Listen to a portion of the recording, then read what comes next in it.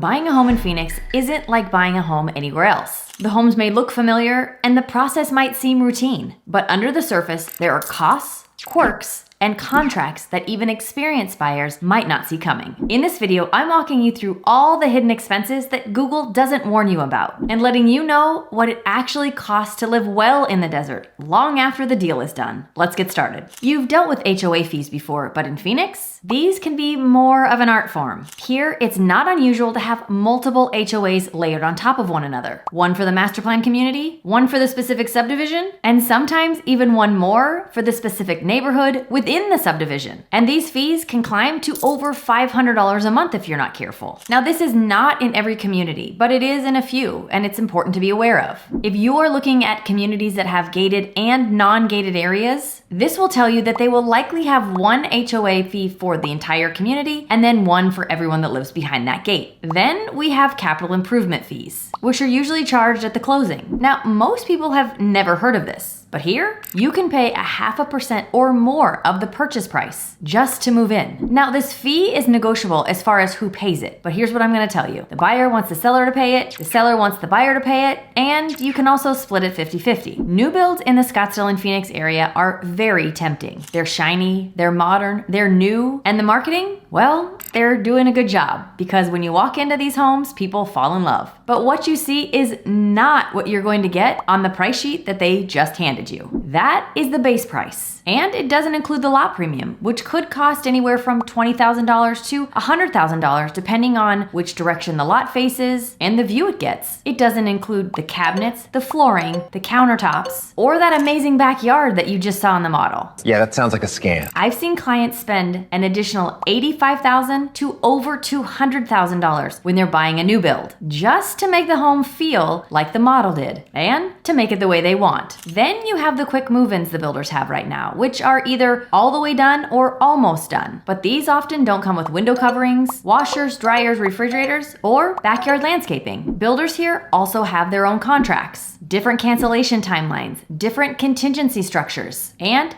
different rules on whether or not your money is fully refundable. This is why you need someone that understands these types of contracts and can help you understand it too. Remember, that builder representative does not work for you. They work for the builder. Everyone expects higher electric bills in the summertime, but what most people don't realize is how quickly it can add up, especially in homes with older insulation and older windows. Many also want to say that two-story homes or homes with these big vaulted ceilings will also cost you more money, but I have yet to see any hard evidence showing me that. Now, this all could be true. I just haven't seen it yet. Here's what I have seen. July bills pushing $600 or more on homes with outdated systems. And that's if you're careful. But here's something that even some locals don't understand. Not all utility companies in Phoenix are the same. If your home falls under SRP, you're gonna pay one set of rates. If it's APS, different peak hours, different structures, different pricing model altogether. So ask which utility company covers the house. Then check their time of use plans. And for the love of all things, get the HVAC checked before you buy. Arizona heat is not just inconvenient, it's expensive. One of the questions I get a lot when people move here as it relates to electricity, and that is solar. And the question is it worth it? As much as this is going to surprise people, my answer to that is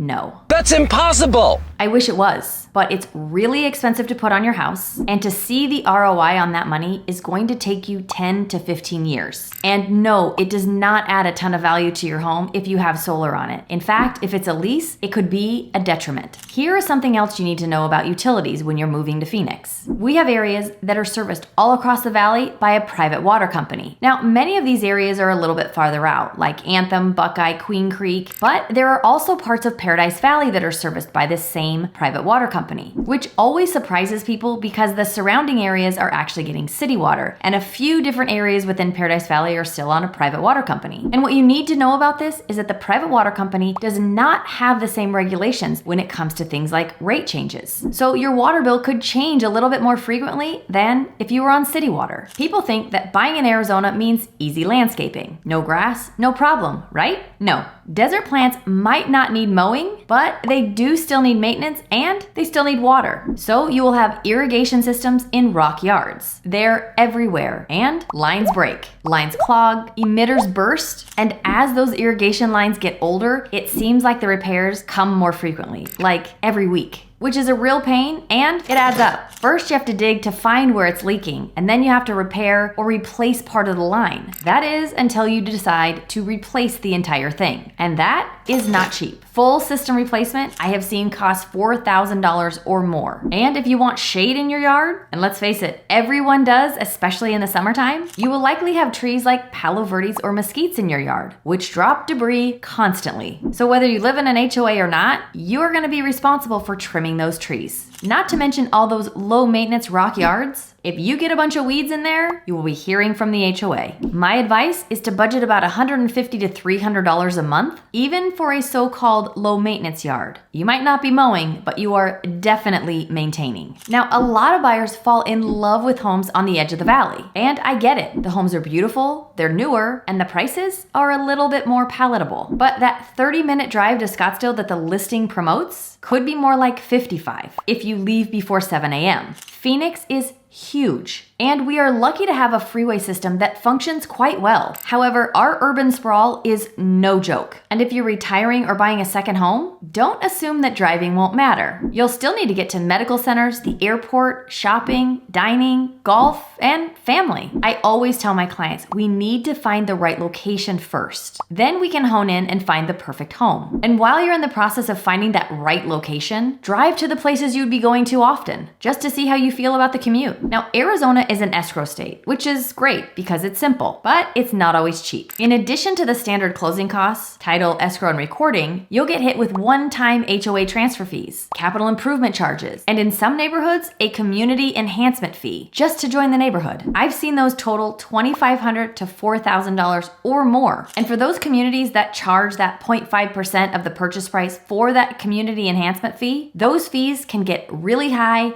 really fast. Think about it. If you buy a home for $3 million in one of those communities, that community enhancement fee is going to cost you $15,000. This is one of those fees that I have seen blow up deals because, as I said earlier, the buyer wants the seller to pay it, the seller wants the buyer to pay it, and sometimes splitting it just isn't an option. So it's just good to know which one of these communities has those fees so that you can be prepared. And if you're buying new construction, builders use their own preferred title companies. Use them and they'll likely throw in some closing cost incentives. Use your own and those incentives are likely going to be gone. Here's something that many people don't expect in the desert: flood zones. But Phoenix gets flash floods. And in certain areas, especially near washes or mountains, this can trigger flood insurance requirements. This is basically anywhere that FEMA has deemed that it's necessary. And sometimes that's in a flat area. If you're buying in North Scottsdale, Cave Creek, or even in Ahwatukee, wildfire exposure is another one. Premiums can go up based on roof type, siding material, and even your landscaping. Also, watch the flat roofs. They are common here in Arizona, but they also require a little bit more maintenance. You're gonna have to recoat those every about 5 to 7 years. And insurers often want proof that it's been done. Whenever I talk about the need for flood insurance in certain areas, I will always get the question, well, how often do homes actually flood here? And honestly, I don't know of one that has. There's probably a couple, but I just don't know of them. However, that does not mean that flood insurance is not going to be required, because it is. Now, this one, no one really talks about, but the Arizona sun does not just tan you. It really beats up your house. West-facing homes absorb a brutal amount of heat in the afternoons. Stucco fades, paint peels, pool decking cracks, garage doors warp, even outdoor furniture gets torched in one summer if it's not rated for UV. I know many people that are starting to actually use elastomeric paint for their exterior paint jobs so that it lasts a lot longer, even if it does face west. And believe it or not, in some areas of the valley, homes still have single pane windows, which is not a good insulator. This is something to check as well. Now, most homes are gonna have double pane windows, but there are a few areas known for having single pane windows. So it would be good to know that as a buyer. It is also not uncommon to see the windows on the hottest side of the house have broken seals, which means the glass is gonna need to be replaced. Now, many communities here are loaded with amenities: gyms, golf, pickleball, social clubs, and pools. Sounds amazing, but the truth is most buyers end up using very little of what they're paying for. I find that many of the people that say they're going to use all the amenities use them for a short period of time, but then they stop. This is usually when they're in different phases of their life. But it's something to think about, especially if the HOA fees are really high. Another thing to remember when it comes to the cost is that the entire community also has to be maintained. And much of your dues are gonna go to paying for all the updating, as well as keeping all the landscape trimmed, replaced, and looking beautiful. And if that's a priority, then paying those dues might be a benefit for you, because this does help protect the overall property value. But be honest with yourself. Will you use the amenities? Will you go to the events? And overall, do you think that having the amenities is a benefit? If you're going to pay for it, use it. If not, and you don't see the value, there are gorgeous neighborhoods with half the fees and just as much peace and beauty. Now, if you want to see some of the top regrets people have about moving to Phoenix, you're going to want to watch this video.